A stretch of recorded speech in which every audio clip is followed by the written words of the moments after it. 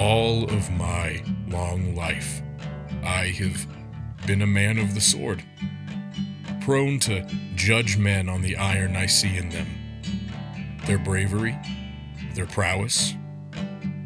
I have tried to cure myself of it, but at my age, habits are hard to break. All a man of the sword can really do is cut a chance for better men to take. Clear the ground so men of the book can build something worth raising. Let's celebrate them instead.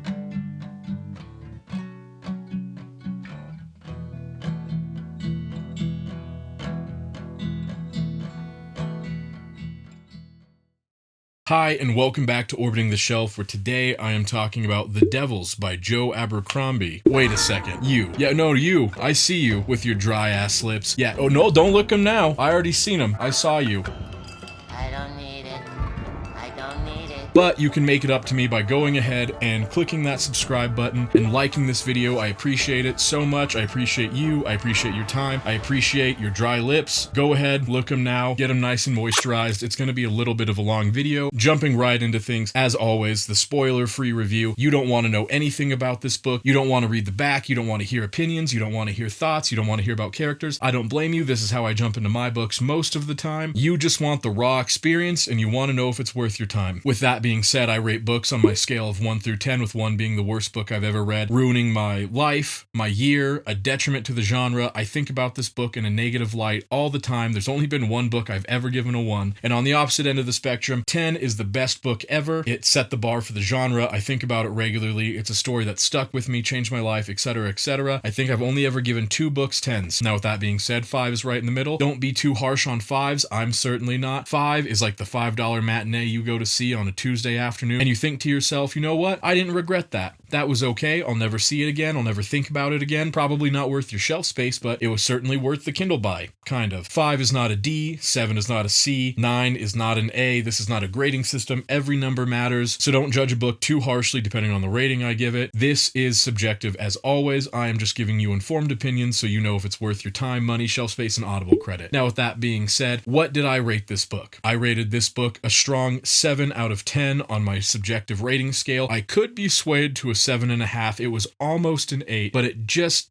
didn't quite hit that spot. Now, what is a 7 out of 10? 7 means that it is well above average. It is very well done. It is a very good book, and it was just shy of something I would consider in the upper echelon of books. Something I would proudly buy a special edition of. I would seek out a signed copy for. 7 is just barely under that mark, and it's usually only 1 or 2 reasons that take it down. 7 is a solid score. It's something to be proud of. I can only hope that once I put my book out into the world, somebody like me gives my book a 7. Now, as you know, I always buy a physical copy and an audiobook, and that is because I want to give a complete review. I want you to know which experience is best, and honestly, I prefer audiobooks. Now, with that being said, this audiobook was 10 out of 10. It was absolutely S tier. It is narrated by a veteran, Steven Pacey, who always does an absolutely awesome job with his audiobooks. Yes, this is an audiobook that enhances your experience. You are getting a very different experience with the audiobook than you are the printed word. Now, is it worth your money? Absolutely. Steven Pacey is amazing. Every character has a unique voice, a unique accent. He can do male voice as well, female voice as well. Steven Pacey absolutely killed it here. I could not recommend this enough. Now, if you're debating choosing the printed version or the audiobook version, I would personally say audiobook version on this one. I think it's a really fun experience. I think it adds a lot of depth to the story, the world, the characters, and anytime I have an excuse to hear Steven Pacey, I'm taking it. Now, with that being said, if that is absolutely all you need to know before you rush out, you buy this book, you read it, you have a good time, I bless you on your journey. Thank you for your 3 minutes. I appreciate your view. I appreciate your time. Feel free to come back in the future and let me know your thoughts once you're done. See you later, pal. So,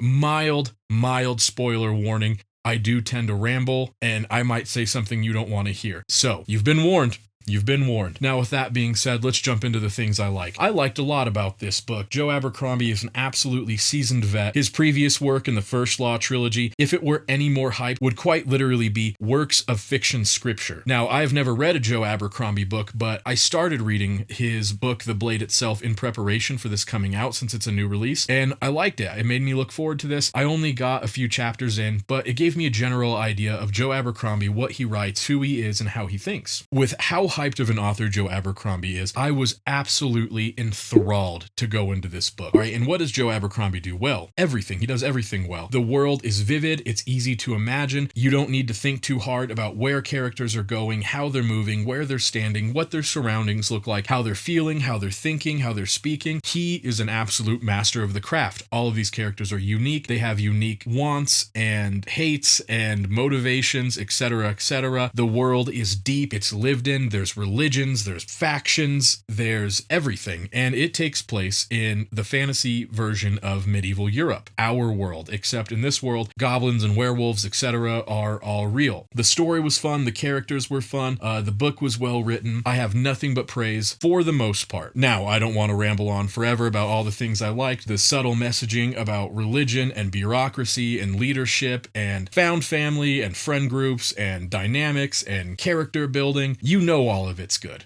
You know it's all good, you know it's all there, and I already know what you're really asking yourself is why in the world did you give a Joe Abercrombie book a 7? And it's super simple, and let me break it down for you. This is where I'm going to dive into definite mild spoiler territory, so if you don't want to know, feel free to click off. You already know what I liked, you already know what I rated the book, so if you don't want any mild spoilers, now is your time. With that being said, we're jumping into the things I didn't like, which really there's only one main thing. Recently, the sort of like overly quippy Marvel humor has really permeated everything across genres. And when you first dive into this book, you are told from the cover, you are told from the art, you are told from the back of the book, and for the first 2 or 3 chapters, the story explicitly tells you, hey pal, watch out, this is a dark, gritty, edgy book, you're in for quite the experience. And you go, hell yeah, that's my vibe. I love books like this. So you jump in, and around chapter 3 or 4, you're introduced to Viga, the werewolf character. And the story makes it pretty clear right away that she is the comedic relief member of the cast of this found family. And you go, oh, okay, I love a good comedic relief character. What the book doesn't tell you is it's going to downtrend into this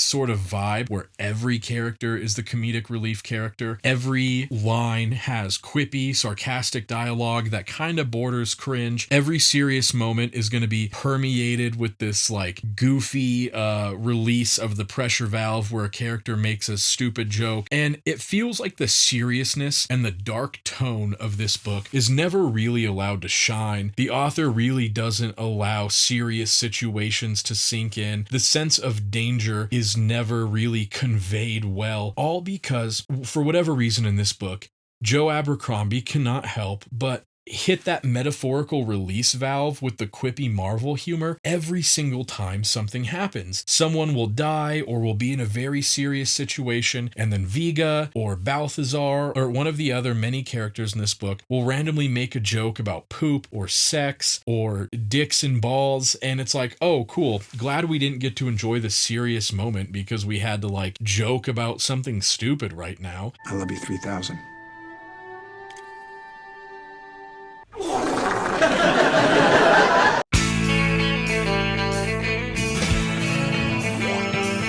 And it ruins the sense of danger anytime the cast of characters comes to a hurdle, because you're like, oh shoot, they might actually be in danger now. And Joe will go, yeah, but how funny would it be if somebody farted right now? Or how funny would it be if Viga's like sexual proclivities were joked about right now? And then someone makes a fart joke and then they win the day. And that's it. That's the entire book. Like something serious is set up and then a quippy Marvel joke is made and then they win. That's it. That's what happens every single time. And there's never any real stakes. And even when the author poises the possibility of stakes to you, someone goes, oh, boobies, and then they win. This book is so promising. It's so good in so many ways. And then Joe just has to go and ruin it with this like quippy Marvel nonsense. And I'm like, can we not have one serious moment in this dark fantasy about anti-heroes installing a thief onto the Empire of Troy's throne? Can we not have a serious moment when this village is being burned down and genocided by a duke's army?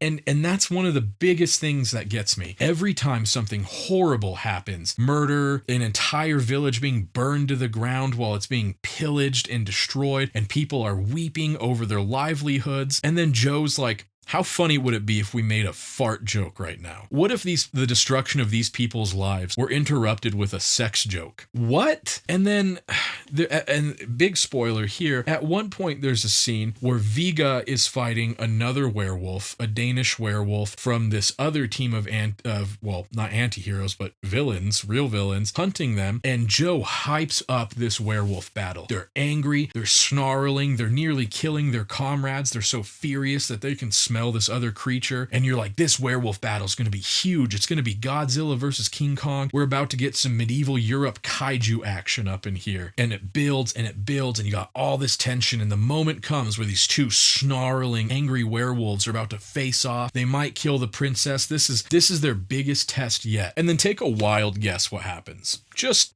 a wild guess. The werewolves go into the bushes and have sex while everybody else fights.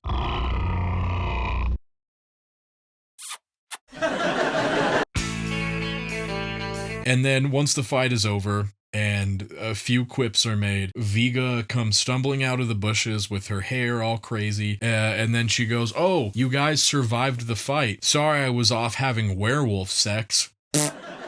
Cue the laugh track. This book feels like Friends mixed with the Thunderbolts, or Friends mixed with Guardians of the Galaxy. This is actually a sitcom disguised as a dark fantasy book. And it sucks because Joe nails everything. He nails the vibe, he nails the world building, he nails the characters. All of these characters have great arcs with something very serious to say. And then he ruins it with this nonsense. Like, Joe, it's great to have a comedic relief character or two. Why is every character a comedic relief character? Why is every dramatic, high-stakes scene permeated with boob jokes and sex jokes and fart jokes? Can we not let these serious moments breathe? Can we not let the audience feel the weight of the stakes and what's happening? Can we not let the emotional toll sink in for just a little bit? Honestly, I think if Joe had cleaned up this just goofy nonsense, I would have given it a 9,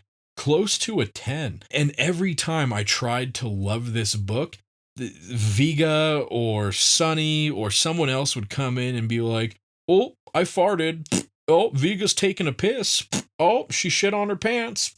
Oh, everybody's naked." Why? Well, it's worse than a Marvel movie. It wasn't even this bad in Guardians of the Galaxy, and that was like a movie. Really, what we get here is dark fantasy Friends, and it makes me so mad that I almost want to be unfair and give this book a 4. But like, I'm looking past my bias here and trying to be as objective as possible, and I know the vast majority of the consumer base is going to love this. They're going to find it super endearing, but as an author and as someone who wanted to take this a little more seriously, it irritates me that every single moment is a joke, a bad joke at that. And I was really looking forward to this because everybody hypes Joe Abercrombie up to me. And like I said, the First Law series is so hyped, it might as well be scripture. And then the first book I get from Joe Abercrombie is, "Oh, look how serious and dark and edgy my book is. Sex, poop, boobies." And that's the whole book. The whole book is, oh, dark, serious thing happening. Everybody's in danger. Joke.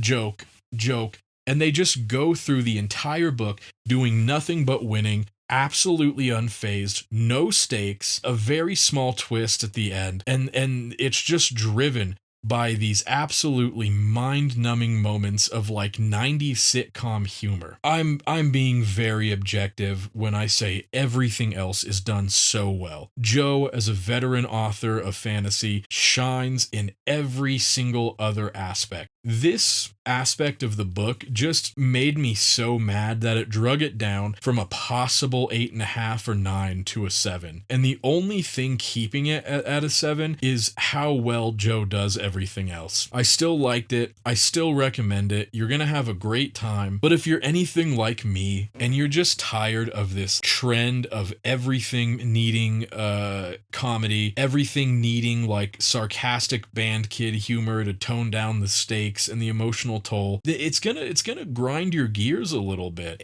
And I don't think I'm exaggerating. You know, I mean, if you marketed this to me as a dark comedy, I'd be really happy right now. I still would have thought the jokes were a little overdone and a little corny. I don't know why there's no variation there. At the end of the day, you're not going to regret it. And I think you're going to love it a lot more than I will. But this kind of just makes me want to go back and read the First Law series and see what all the hype is about. Or if this is just Joe Abercrombie doing his thing and I just don't vibe with it. I feel like this book was very similar to the Sun Eater series, where everybody absolutely loves it and it just grinds my gears. Because underneath all of the silly 90s sitcom Marvel quip nonsense is an absolute masterpiece. It's just buried under this dog.